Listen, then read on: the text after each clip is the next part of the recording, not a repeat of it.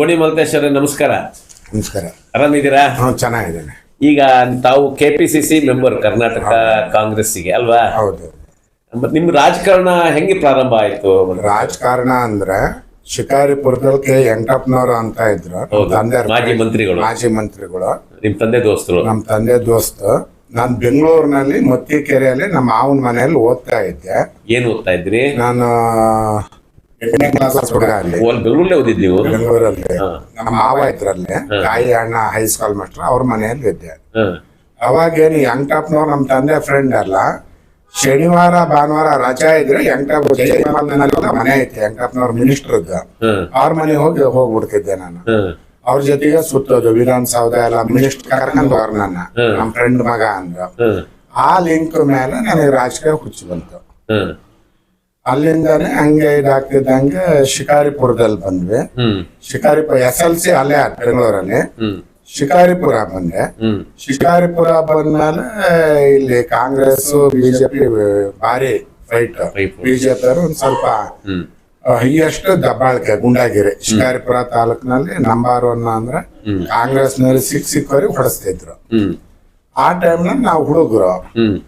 ಅವಾಗ ಹಂಗೆ ಹುಡುಗರು ಇದ್ದಾಗ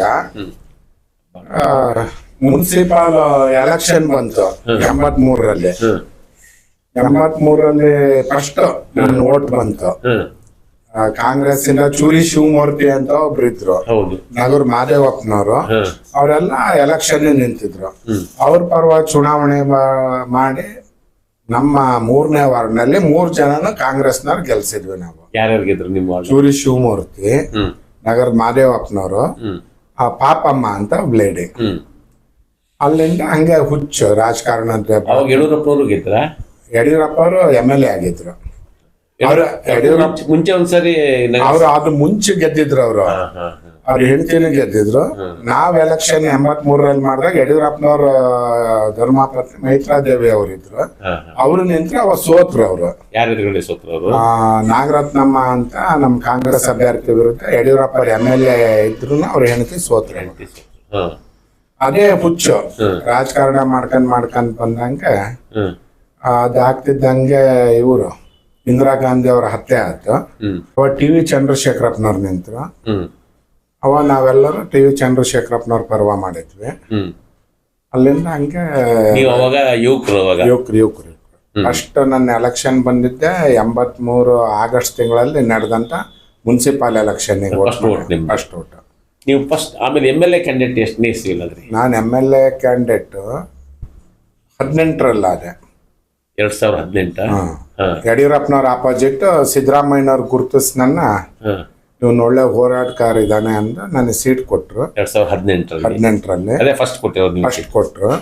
ಅವಾಗ ಒಂದು 52,000 ಓಟು ಬಂದ್ವು ನನಗೆ. 6ರಲ್ಲಿ ಕಾಂಗ್ರೆಸ್ ಪ್ರೆಸಿಡೆಂಟ್ ಆದೆ ನಾನು. ಕಂಟಿನ್ಯೂ 14 ವರ್ಷ ಕಾಂಗ್ರೆಸ್ ಪ್ರೆಸಿಡೆಂಟ್ ಇದ್ದೆ. 1999ರಲ್ಲೂ ಸಹ ಕಾಂಗ್ರೆಸ್ ಪ್ರೆಸಿಡೆಂಟ್ ಇದ್ದೆ. ಅವಾಗ ಸಿದ್ದರಾಮಯ್ಯನವ್ರು ನನ್ ಗುರುತಿಸಿ ನನ್ನ ಮೇಲೆ ಹೆಚ್ಚು ಕಮ್ಮಿ BJP ಅವರು 45 ಕ್ರಿಮಿನಲ್ ಕೇಸು ಮಾಡಿದ್ರು. Book 45 criminal case, murder case, ಗಡಿಫಾರ್, ರೌಡಿ ಲಿಸ್ಟರ್ ಇಷ್ಟು ನನ್ನ ಮೇಲೆ ಇದ್ವು. ಈ ಆದ್ರೂ ಸಿದ್ದರಾಮಯ್ಯನವ್ರ ಹೋರಾಟಗಾರ ಅಂದ್ರೆ ನನಗೆ ಅವತ್ತ ಸೀಟ್ ಕೊಟ್ರು. ಒಂದ್ ಸ್ವಲ್ಪ ಹಣಕಾಸಿನ ತೊಂದರೆ ಆಯ್ತು. ಆದ್ರೂ ತಾಲೂಕಿನ ಜನ ನನಗೆ ಚೆನ್ನಾಗಿ ಓಟ್ ಕೊಟ್ರು. ಸೋತೆ. ಆಮೇಲೆ ಹಂಗೆ ರಾಜಕೀಯ ಕಂಟಿನ್ಯೂ ಮಾಡ್ಕೊಂಡ್ ಬಂದಂಗೆ ಮತ್ತೆ ಇಷ್ಟು ಓಟ್ ಯಡಿಯೂರಪ್ಪನವ್ರ ಆಪೋಸಿಟ್ ಅಷ್ಟು ತಗೊಂಡೇನೆ ಅಂದ ವಿಜೇಂದ್ರನ್ ಆಪೋಸಿಟ್ ಕೊಟ್ರು. ಅವ ನಮ್ಮ ಪಕ್ಷದಲ್ಲೇ ದೊಡ್ಡ ಲೀಡರ್ಗಳು ಅಗ್ನೆಸ್ಟ್ ಮಾಡಿ ನಾಗರಾಜ್ ಗೌಡ ಅನ್ನೋನೊಬ್ಬ ನಿಂತಾನೆ. ಅವನ್ ನಿಂತಿದಾಗ ಏನೋ ಒಂಥರ ಹಿಂದುಳಿದವ್ರು ತುಳಿಬೇಕು ಅಂತ ಮಟ್ಟ ಹಾಕ್ತಾರಲ್ಲ, ಆ ಇದ್ರಲ್ಲಿ ನಾನು ಬಲಿಪಶು ಆಗಿ ನಾಗರಾಜ್ ಗೌಡಗೆ ಅಲ್ಲಿ ನಮ್ಮ ತಾಲೂಕಿನ ಜನ ಏನ್ ಮಾಡ್ಬಿಟ್ರು, ಅವ್ನ್ ಗೆದ್ದು ಬಿಡ್ತಾನೆ.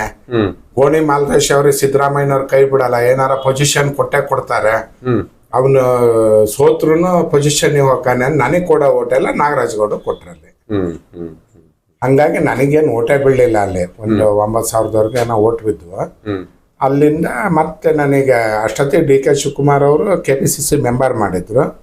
ಈಗನೂ ಸಹ ನಾವು ಅಲ್ಲಿ ಹೋರಾಡ್ತಾ ಇದ್ದೇವೆ. ಹಂಗ ನಮ್ಮ ತಾಲೂಕಿನಲ್ಲಿ ಏನಿಲ್ಲ, ಕಾಂಗ್ರೆಸ್ನವ್ರಿಗೆ ಏನೇ ತೊಂದರೆ ಆದ್ರೂ ನಾವು ಹೆಗಲಿಗೆ ಕೊಟ್ಟು ನಮ್ಮ ಕಾರ್ಯಕರ್ತರು ಉಳಿಸ್ಕೊಂತ ಇದ್ದೀವಿ. ಮುಂದೆ ತಾವು ಬೋರ್ಡು ಇನ್ನೊಂದು ಸ್ಥಾನಮಾನಗಳ ಬಗ್ಗೆ ಅದು ಏನೇ ಸಿದ್ದರಾಮಯ್ಯನವರೇ ಬಿಟ್ಟಿರೋದು, ಅದು ಮುಖ್ಯಮಂತ್ರಿಗಳು ಏನ್ ಮಾಡ್ತಾರೆ ಅದಕ್ಕೆ ನಾವು ತಲೆಬಾಗಿ ನಡೀತೇವೆ. ನಮಸ್ಕಾರ. ನಮಸ್ಕಾರ. ಎಡಿಟ್ ಮಾಡಿ.